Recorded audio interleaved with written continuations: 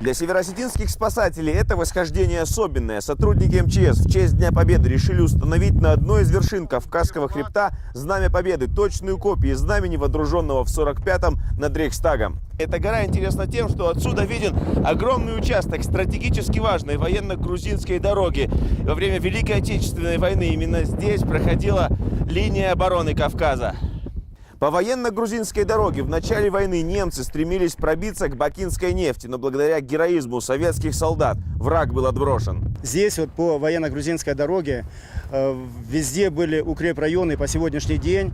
Во многих местах с тех времен остались доты, дзоты.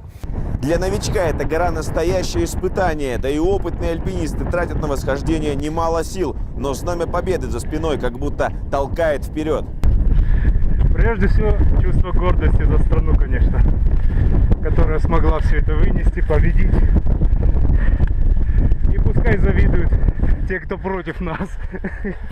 Шаг за шагом по крутым, невообразимо красивым горным склонам, обгоняя облака. Чем выше, тем сильнее захватывает дух. Высота 2800 метров, небольшой привал. Впереди еще скальный участок и вершина. И вот, наконец, долгожданная цель. Знамя Победы возвышается над вершиной горы Хиах. Ура! Чувство победы не омрачили даже внезапно налетевшие облака. Здесь, в облаках, Знамя Победы пробудет недолго. Уже через неделю следующая группа альпинистов снимет его и опустит вниз и разместит в Музее боевой славы МЧС. Александр Кунтух, Фалам Маргоев, Таймураз Ужикоев, Станислав Худеев. Вести, Северная Осетия.